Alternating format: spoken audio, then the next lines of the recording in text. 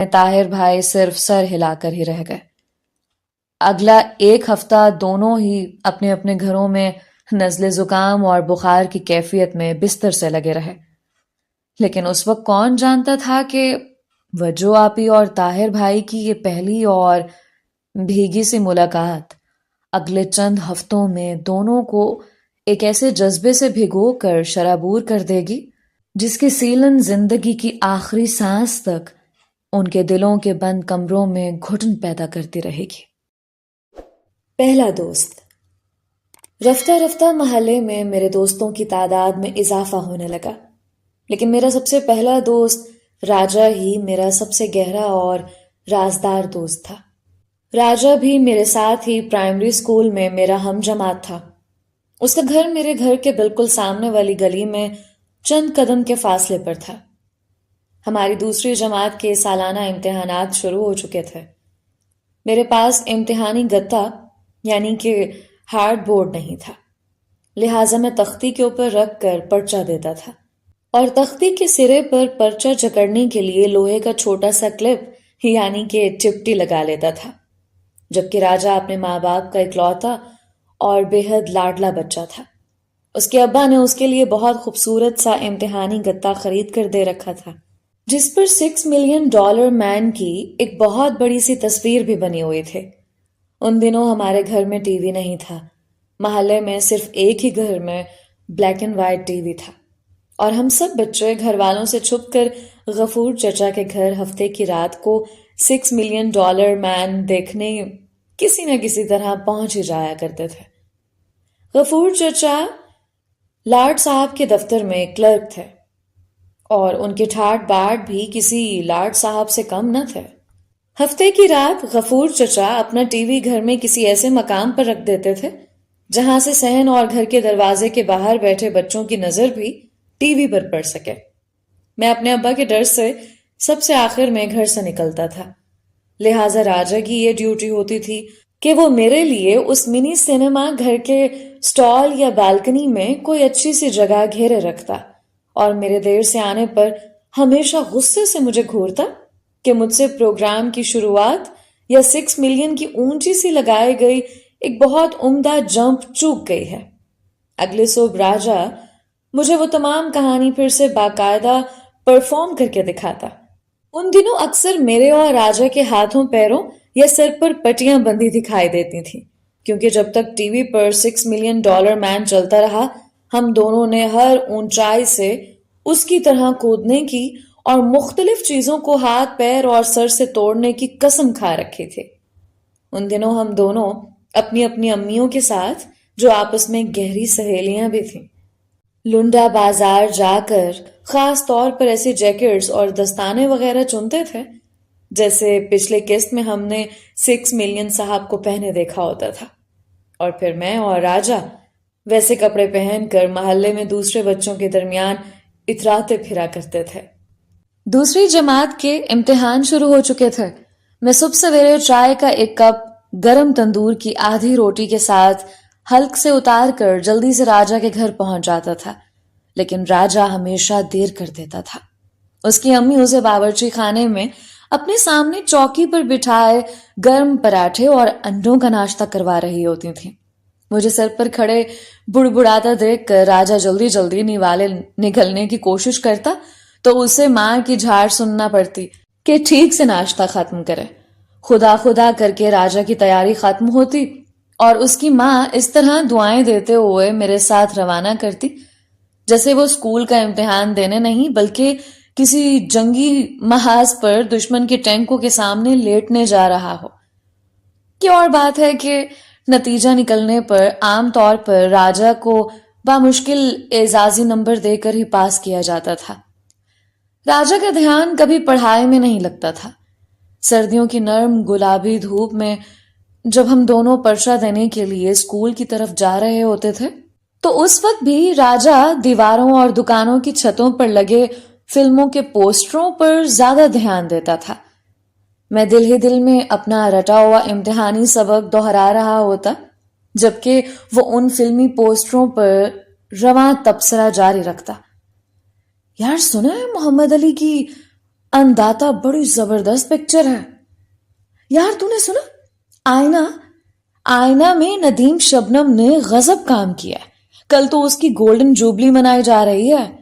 کل شاہد کی بھروسہ ریگل میں لگ رہی ہے. وحید مراد کی پرہ کھا رہی ہے. تو اس اتوار کو میرے ساتھ رنگیلا کی کبڑا عاشق کا ٹریلر دیکھنے ضرور چلنا. راجا کے یہ تبصرے جاری رہتے اور ہم آخر کار اسکول میں داخل ہو جاتے.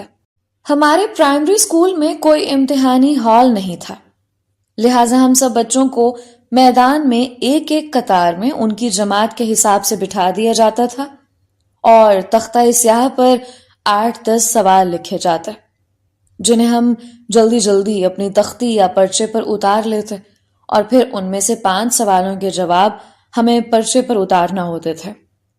راجا ہمیشہ کسی نہ کسی بہانے سے میرے پیچھے یا دائیں بائیں کی جگہ پر قبضہ جما لیتا تھا اور میرا فرض تھا کہ میں اپنے پرچے کا رخ اس طرح سے رکھوں کہ راجا کی نظر برابر اس پر پڑتی رہے اور وہ آسانی سے نقل کر سکے. اگر کسی پرچے میں بدقسمتی سے کسی استاد کی نظر راجا پر پڑ جاتی تو اس کا وہ پرچہ ہمیشہ ادھورا ہی رہ جاتا. ایسی صورت میں امتحان کے نتیجے سے پہلے راجا کے ابا کو ہمارے اسکول کا ایک خیر سگالی کا پھیرا لگانا ضروری ہو جاتا تھا. البتہ راجا کو میرا یوں دن بھر وجو آپی کے گھر کے پھیرے لگانا بالکل بھی پسند نہیں تھا. وہ ہمیشہ مجھ سے اس بات پر لڑتا تھا کہ میں بھرے کھیل کے میدان میں سے وجو آپی کی ایک آواز پر یوں دوڑ کر ان کی بات سننے چلا جاتا تھا جیسے مجھ سے کوئی نماز قضا ہو رہی ہے. اس دن بھی مغرب سے کچھ پہلے ہم سب محلے کے بچے مل کر کھو کھو کھیل رہے تھے کہ اچانک دور سے میری نظر وجو آپی پر پڑی جو اپنے دروازے سے باہر جھانکتے ہوئے مجھے بلانے کے لیے اشارے کر رہی تھیں. اگلے ہی لمحے میں کھیل کے تمام قواعد و ضوابط توڑتا ہوا ملح سی وجو آپی کے سامنے کھڑا تھا جو اس وقت گلابی لباس اور سفید دوپٹے میں خود بھی کوئی گلابی پری سی لگ رہی تھیں. دور راجا کھڑا میری طرف دیکھ کر منہ ہی منہ میں میری شان میں کچھ بڑبڑا رہا تھا اور چہرے پر ہاتھ پھیر پھیر کر مجھے خبردار کر رہا تھا کہ اگر میں کھیل چھوڑ کر کہیں گیا تو میری خیر نہیں. لیکن اس وقت میری تمام تر توجہ وجو آپی کے گلابی چہرے کی طرف تھے جس پر شام کے ڈھلتے سورج کی آخری کرنیں کچھ اس طرح اجالا کر رہی تھی کہ ان کی ناک میں اٹکا چھوٹا سا سنہری کوکا خود ایک چھوٹا سا سورج دکھنے لگا تھا. وجو آپی کے ہاتھ میں نیاز کی کھیر کی پلیٹ تھی اور دوسرے ہاتھ میں 11ویں کے کورس کی اردو کی کتاب تھی جس کے شاعری والے حصے میں انہوں نے میر اور غالب کے چند اشعار کو نشان زدہ کر رکھا تھا. کھیر کی پلیٹ انہوں نے مجھے طاہر بھائی کی امی کے حوالے کرنے کی تاکید کی اور کتاب دیتے ہوئے مجھے سمجھایا کہ طاہر بھائی سے کہوں کہ جو مشکل شعر انہیں سمجھ میں نہیں آ رہے تھے ان سب کو انہوں نے سرخ پینسل سے نشان لگا کر واضح کر دیا ہے. طاہر بھائی کو جب بھی وقت ملے ان کی تشریح لکھ کر وجو آپی کو بھجوا دیں. میں فوراً ہی الٹے قدموں طاہر بھائی کے گھر کی طرف بھاگا. طاہر بھائی کی امی صحن میں بیٹھی انار دانہ سکھا رہی تھیں. میری آواز سن کر طاہر بھائی بھی کمرے سے نکل آئے.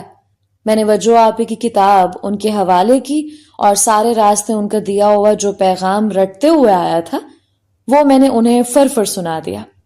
طاہر بھائی ہلکے سے مسکرائے اور بولے یہ تمہاری وجو آپی کو پڑھائی لکھائی کے علاوہ دوسرا کوئی کام ہے بھی یا نہیں؟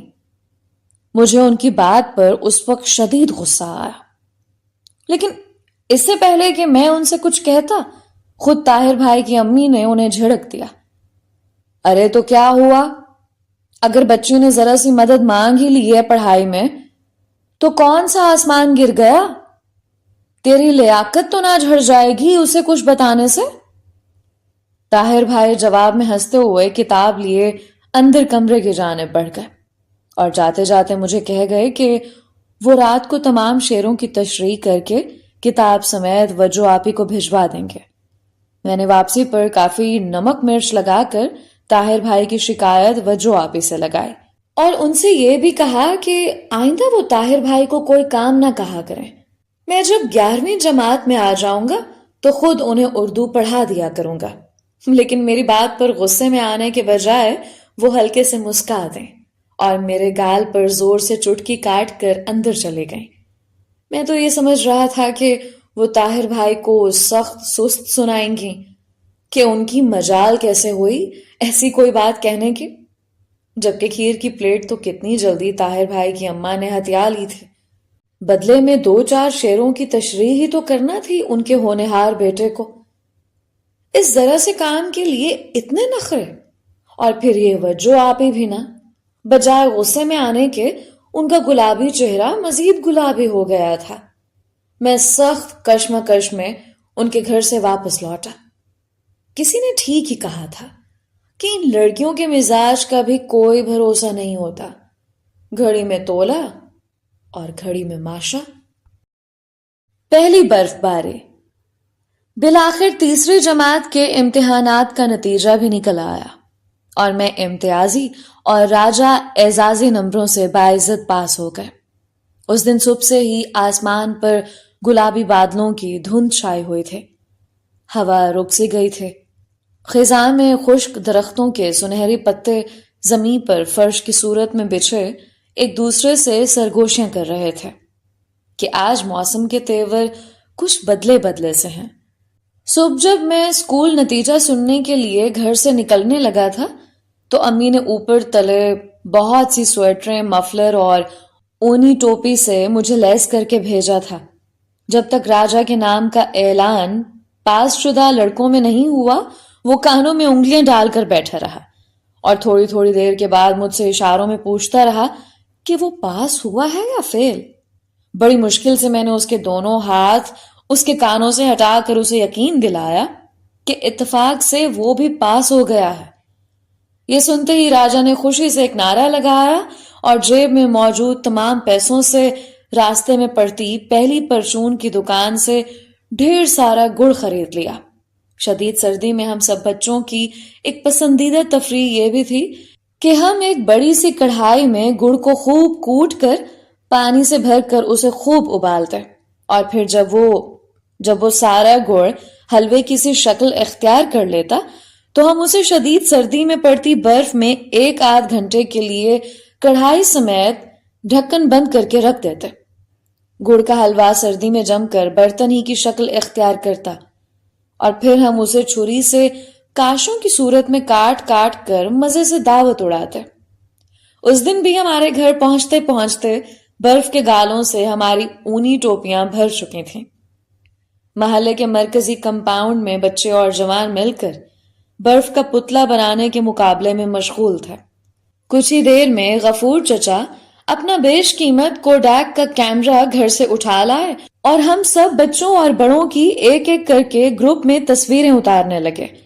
ہم سب بچے بڑے اہتمام سے سنجیدہ سی شکلیں بنائے تصویروں کے لیے رخ دینے لگے۔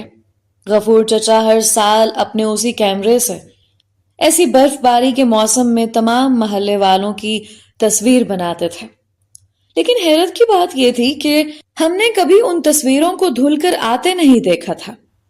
کچھ دل جلے نوجوانوں کا خیال تھا کہ ان کے کیمرے میں کبھی فلم کی ریل ہوتی تو تصویریں بھی دھل پاتی، جب کیمرہ ہی خالی ہوگا تو تصویریں کیا خاک دھل کر باہر نکلیں گی۔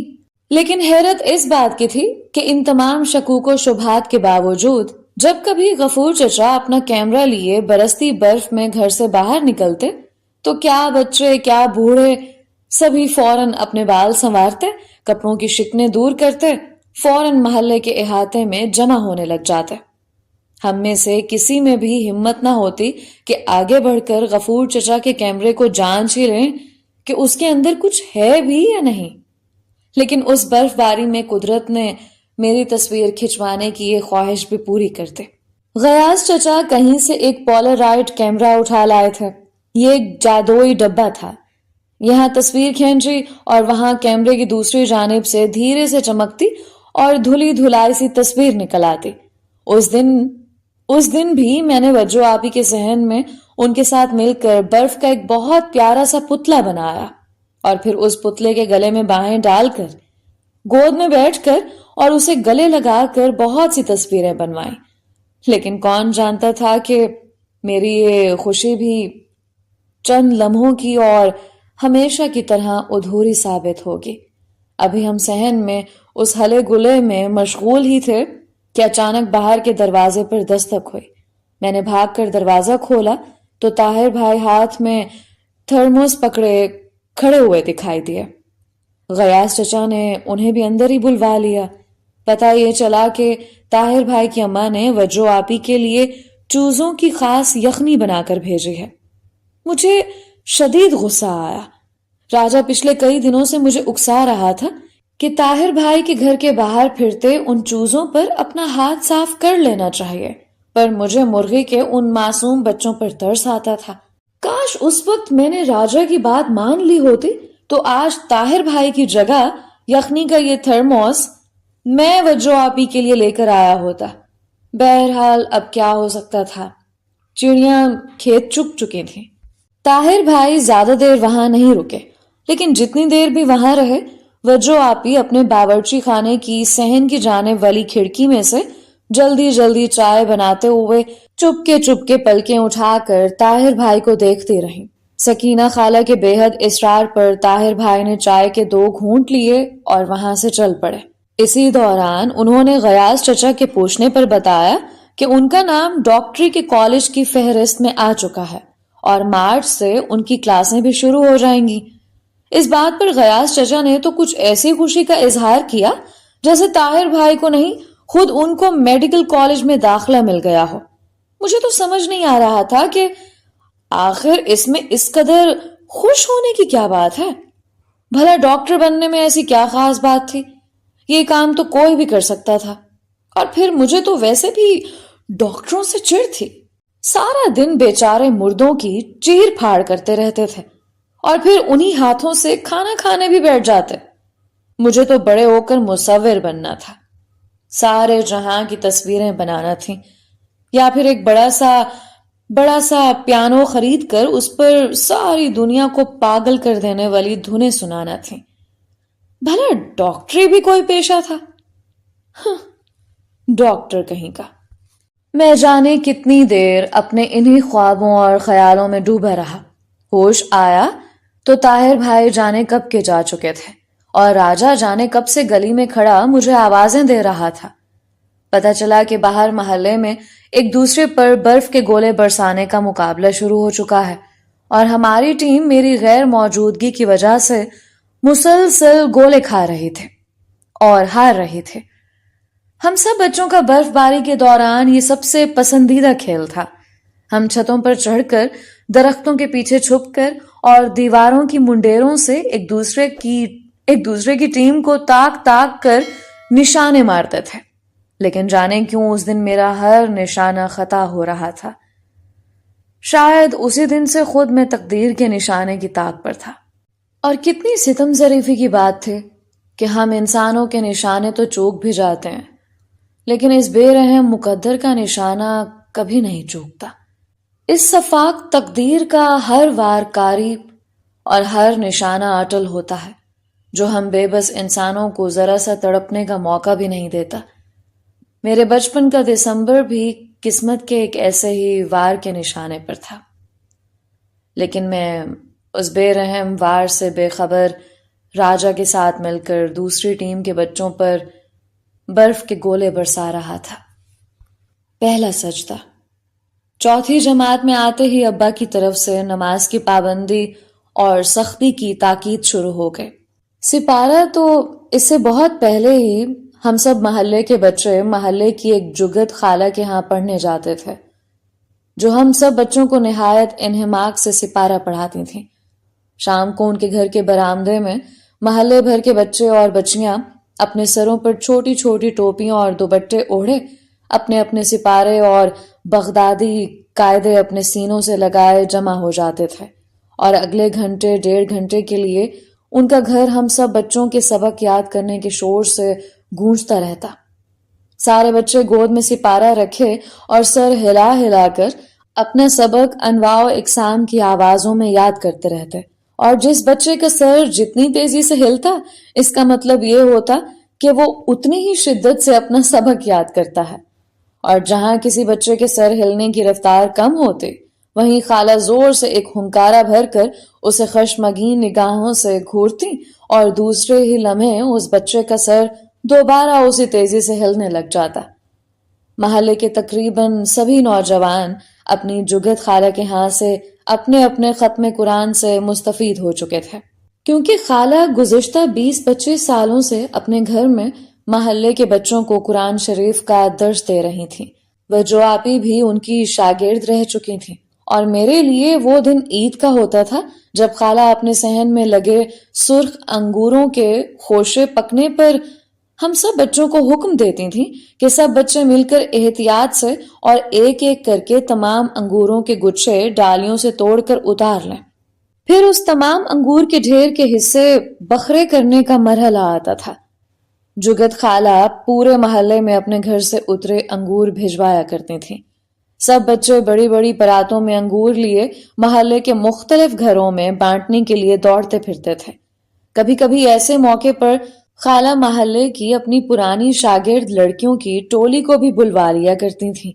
بڑی لڑکیاں انگور توڑ توڑ کر پراتوں میں رکھتی جاتی اور حساب سے محلے کے ہر گھر کو بھیجتی جاتی۔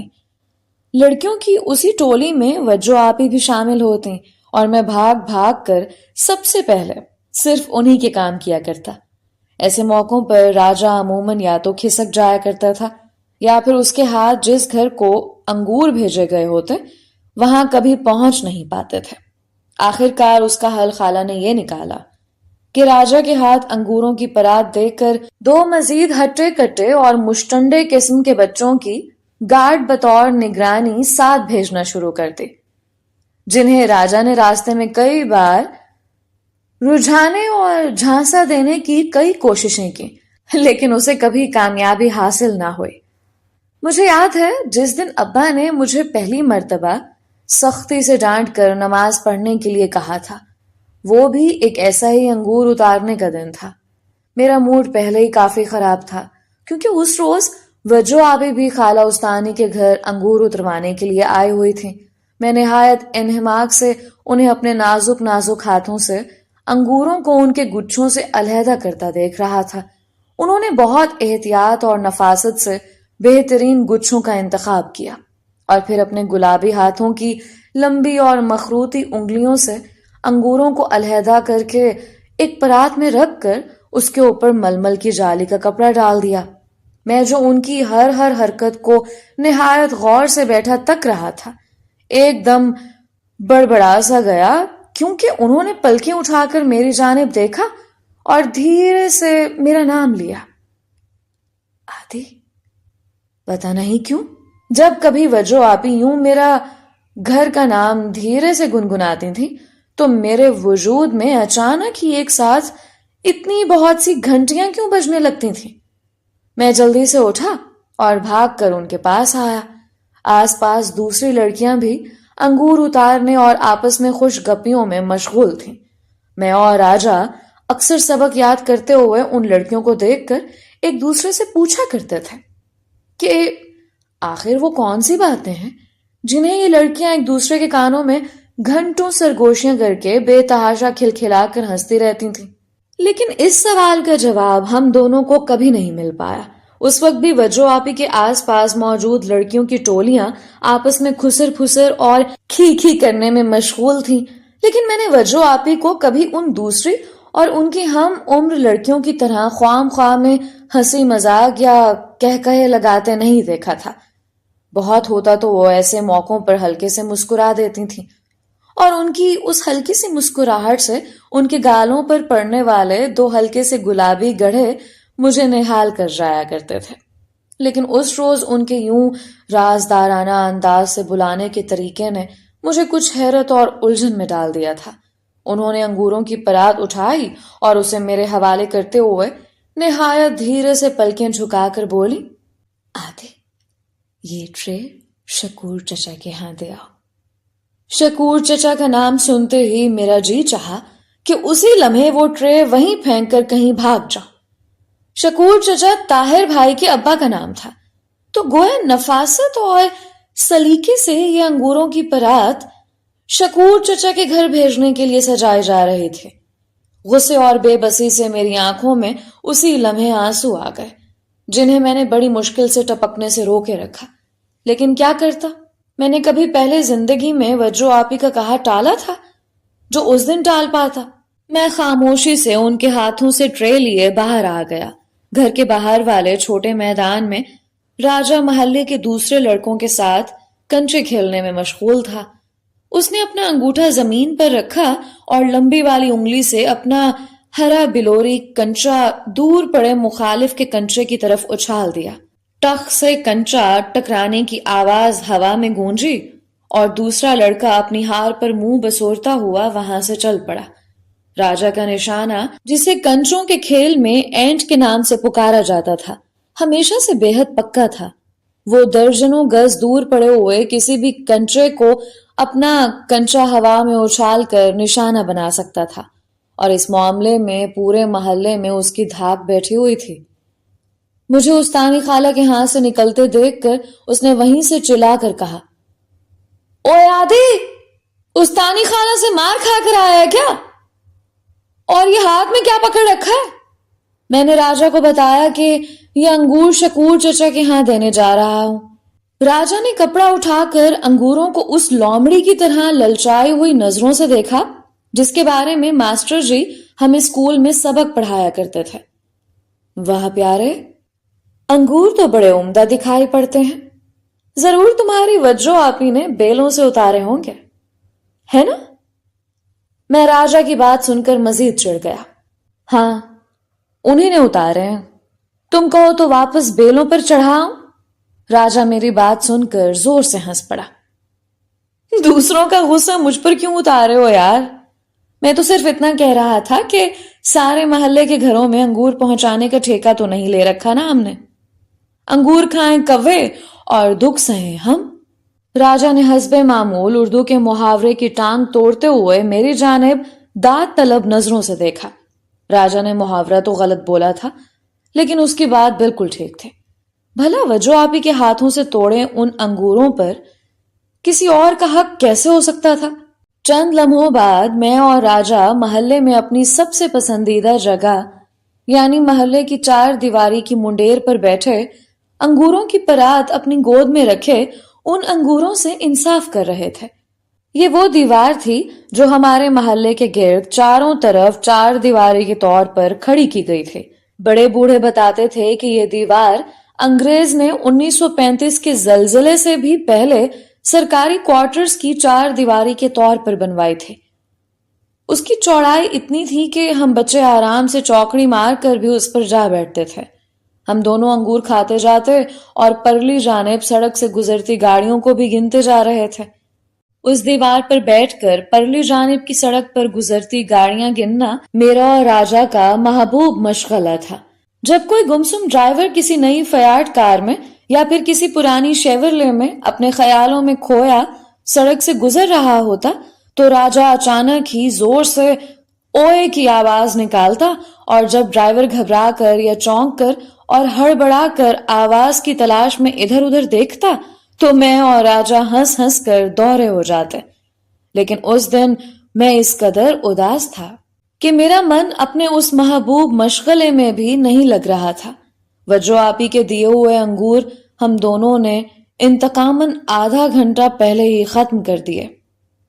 دھوپ بھی تیزی سے ڈھل رہی تھی اور شام کو چلنے والی برفیلی ہواؤں نے میرے پاؤں سن کرنا شروع کر دیے تھے، لہٰذا میں نے خالی پرات راجہ کے حوالے کی اور سختی سے تاکید کی کہ اسے محلے میں آنے والے ٹین بوری بوتل خریدنے والے کباڑیے کے ہاتھ فروخت کرنے کے بجائے سیدھے صبح فوراً استانی خالہ کے ہاں واپس دے آئے۔ راجہ نے جلدی سے دل پہ ہاتھ رکھ کر قسم کھائی کہ وہ ایسا ہی کرے گا۔ راجہ جب کبھی دل پہ ہاتھ رکھ کر قسم کھاتا تب وہ صرف اور صرف سچ ہی بولتا تھا، لہٰذا مجھے یہ اطمینان ہو گیا کہ اب یہ ٹرے حفاظت سے استانی خالہ کے ہاں واپس پہنچ جائے گی۔ راجہ سے رخصت ہو کر جب میں نے گھر کے دروازے سے اندر قدم رکھے ہی تھے کہ ابا کی گرجدار آواز نے میرے پاؤں پکڑ لیے۔ کہاں سے آ رہے ہو اس وقت؟ دن بھر آوارہ گردی کرتے رہتے ہو، کتنی بار کہا ہے کہ شام ڈھلنے سے پہلے گھر واپس آ جایا کرو۔ میں نے گھبرا کر امی کی طرف دیکھا، کیونکہ ایسے کڑے وقت میں عموماً وہ ہی میری مدد کے لیے کوئی عمدہ سا بہانہ تراش کر ابا کا پارا نیچے لانے کی کوئی ترکیب کرتی تھیں، لیکن آج تو امی بھی آنکھیں چرا گئیں۔ پتہ یہ چلا کہ بڑے بھیا آج مغرب کی نماز پر مسجد سے غیر حاضر پائے گئے تھے اور ابھی تک ہاسٹل میں دوستوں کے ساتھ پڑھائی کے بہانے سے گھر سے باہر تھے، لہٰذا ان کے حصے کا سارا نزلہ مجھ پر آن گرا تھا۔ ابھی میں ابا کے پہلے سوال کا ہی کوئی خاطر خواہ جواب نہیں دے پایا تھا کہ فوراً ہی گرج چمک کے ساتھ ان کا دوسرا حکم بھی نازل ہو گیا۔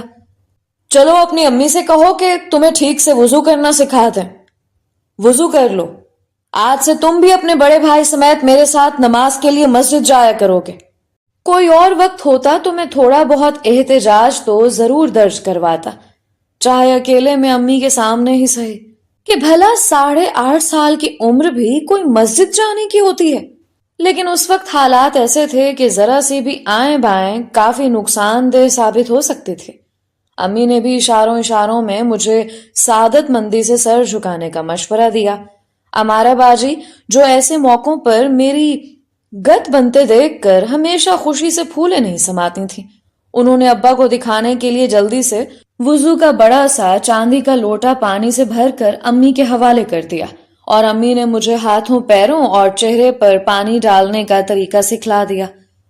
باجی برآمدے کے ستون کے پیچھے کھڑی دانت نکالتی رہیں اور امی نے کنگھی کر کے اور میرے گال پر سرمے کا بڑا سا ٹیکا لگا کر مجھے عشاء کی نماز کے لیے تیار کر دیا۔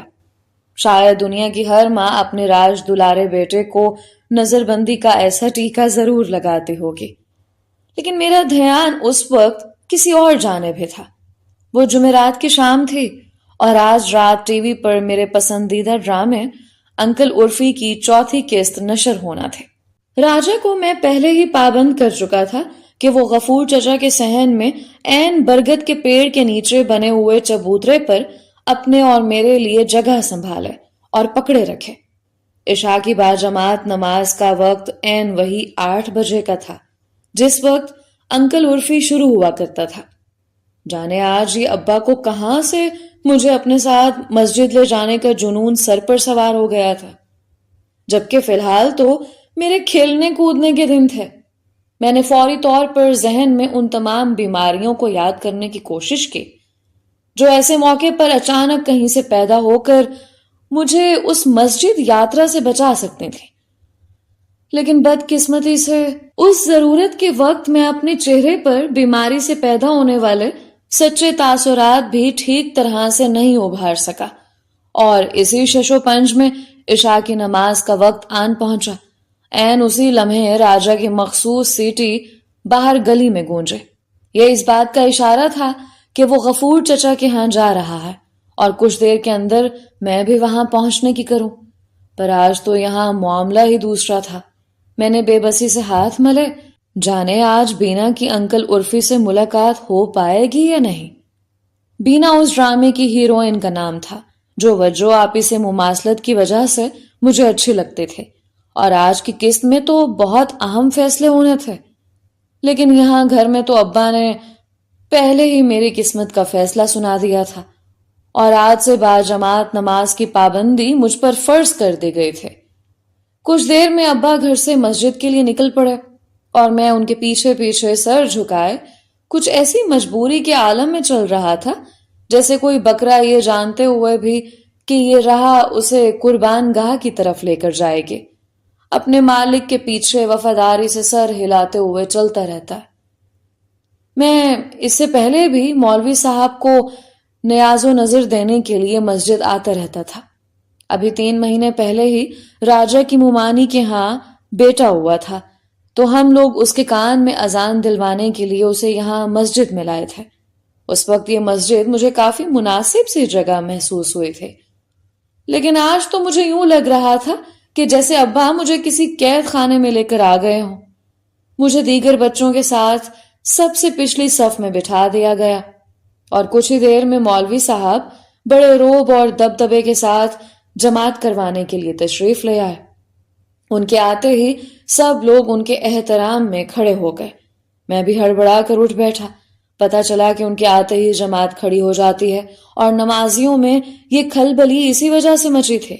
ٹھیک 8 بجے مولوی صاحب نے زور سے تکبیر پڑھی اور اسی لمحے میرے ذہن میں انکل عرفی کی تعارفی موسیقی بجنا شروع ہو گئی۔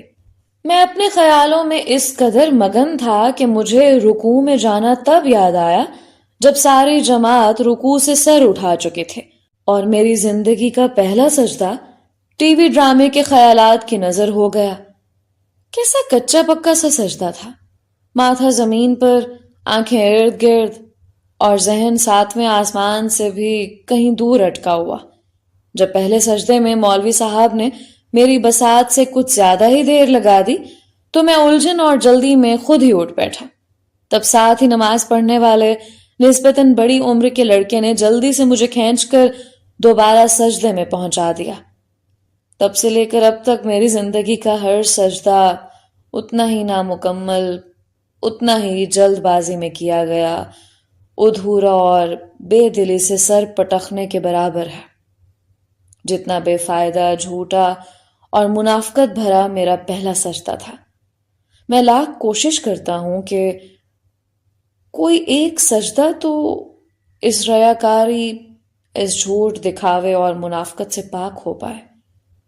کبھی تو میرا ماتھا زمین پر ٹکنے کے بعد اس کی رضا پا کر ہی واپس اٹھا، لیکن افسوس، میری یہ ادھوری خواہش آج تک ادھوری ہی رہی ہے۔